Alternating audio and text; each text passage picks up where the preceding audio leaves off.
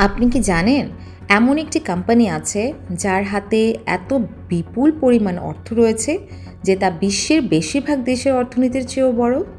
অনেকেই বলে পৃথিবীর সবচেয়ে শক্তিশালী কোম্পানি অ্যাপল বা গুগল নয়, বরং ব্ল্যাক রক।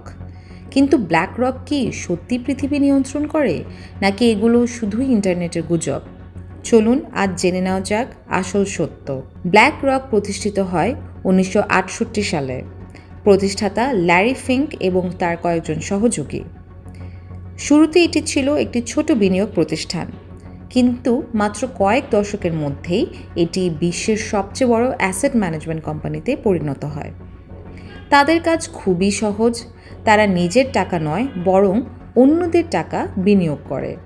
যেমন পেনশন ফান্ড, বিশ্ববিদ্যালয়, বীমা কোম্পানি, সরকারি প্রতিষ্ঠান এবং সাধারণ বিনিয়োগকারীদের অর্থ তারা বিভিন্ন কোম্পানির শেয়ার ও বন্ডে বিনিয়োগ করে।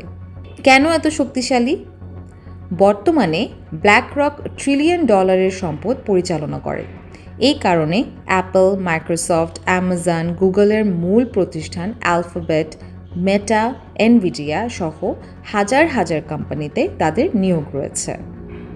এখানে একটি ভুল ধারণা পরিষ্কার করা জরুরি। অনেকে মনে করেন ব্ল্যাক রক এসব কোম্পানির মালিক।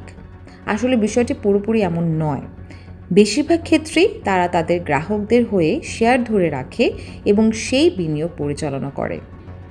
তবুও এত বড় অঙ্কের শেয়ার থাকার কারণে কোম্পানিটির মতামত অনেক সময় গুরুত্বপূর্ণ হয়ে ওঠে।